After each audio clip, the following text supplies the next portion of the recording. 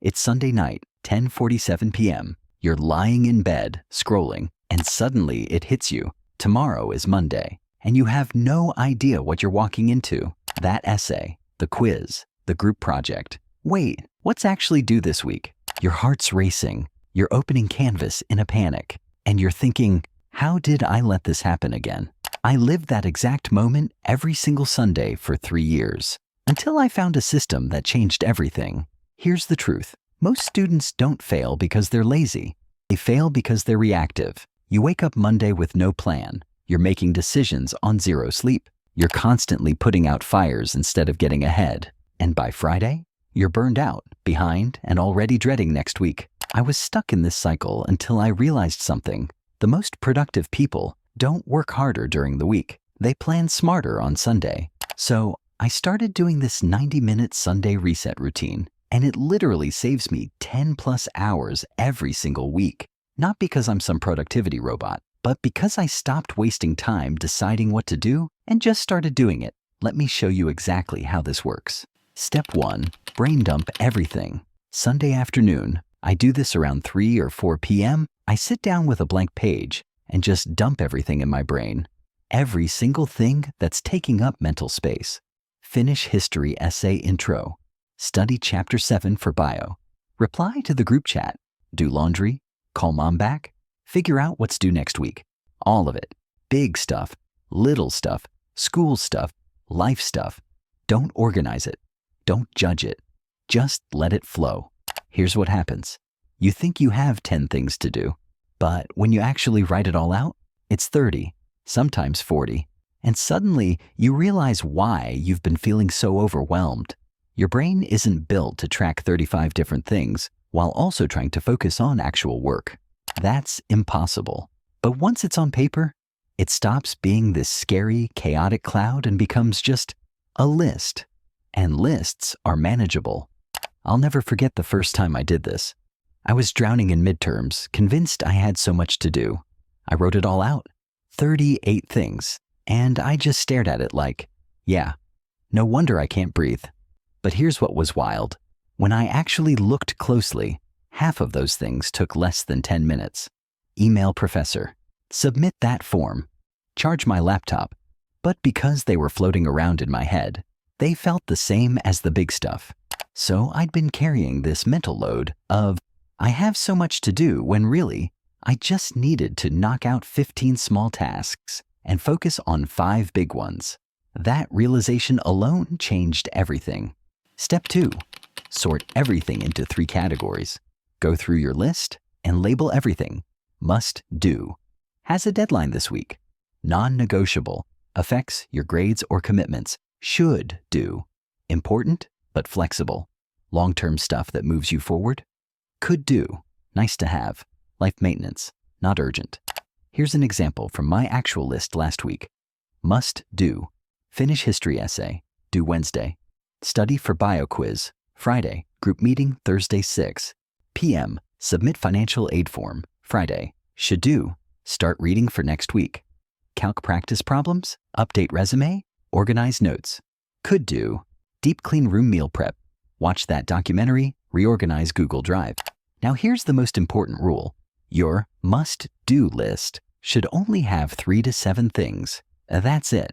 If you have 15 things in must-do, you're lying to yourself.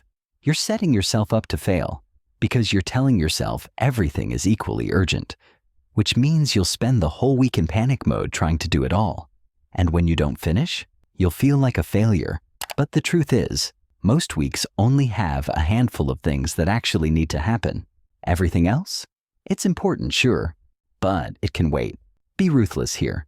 What actually has to happen this week for your life not to fall apart? That's your must-do. Everything else goes in should or could. And here's the beautiful part. You can always pull from those lists if you finish early, but at least now you have clarity. You know exactly what matters. This step alone saves me hours of decision fatigue during the week. Because when Monday rolls around, I'm not sitting there wondering, what should I work on? I already know.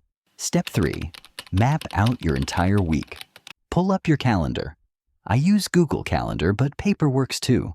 First, Block out the non-negotiables, classes, work, meetings, anything where you have to be somewhere at a specific time. Just get all of that on your calendar first.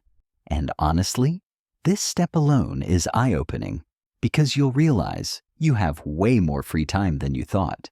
It just feels like you don't because it's scattered in random chunks. Next, block out your focus sessions. And here's the key. You're not scheduling tasks, you're scheduling time. So instead of writing finish essay on Monday and hoping it magically happens, you block specific times to work on it. For example, Monday 3 to 5 p.m., work on history essay, intro plus, first 2 paragraphs. Tuesday 7 to 9 p.m., finish history essay, conclusion plus editing. Wednesday 4 to 5:30 p.m., study for bio quiz, chapter 7, make flashcards. Thursday 2 to 3 p.m., prepare for group meeting. See what I'm doing? I'm breaking big tasks into smaller sessions and spreading them across the week because you're not going to write a perfect essay in one sitting. That's miserable. But 2 2-hour sessions? Totally doable. Now here's where most people mess up. They try to fill every gap with work. They pack their schedule with back-to-back sessions from morning to night. Don't do that. I schedule 2 to 3 focus sessions per day. Max. That's it. Usually 1 to 2 hours each. Why? Because productivity isn't about working every possible minute. It's about working effectively during the time you do work. I'd rather have 3 90-minute sessions where I'm fully locked in than 6 sessions where I'm exhausted and half-assing everything. Plus, life happens. A class runs late. A friend needs to talk. Something comes up. If your schedule is packed with zero buffer, one unexpected thing derails your entire week. And here's the game changer that nobody talks about. Schedule your rest. I'm serious. Put it on your calendar. Monday 6 to 7 p.m. Free time. Do whatever. Wednesday 8 to 10 p.m. Watch a show, exist as a human. Because if you don't plan to rest, your brain will take it anyway. You'll sit down to work and end up scrolling for an hour. You'll take a quick break that turns into 3 hours. But when rest is scheduled, when it's part of the plan, you can fully enjoy it. No guilt. And when it's time to work, you can actually focus because you're not running on empty. I used to feel so guilty every time I took a break, like I was wasting time. But now I realize rest isn't the opposite of productivity. It's the foundation of it. You can't focus when you're exhausted. You can't do your best work on fumes. So plan for rest. Protect it. Treat it as seriously as your deadlines. Step 4. Set up your space for success. After I finish planning, I spend 10 to 15 minutes doing a Sunday reset of my workspace. Clear the clutter. Everything off my desk that I don't need. Old papers, random junk, yesterday's coffee mug. Because clutter creates mental friction, every time you sit down and see a mess, your brain has to process it. That takes energy. Charge everything.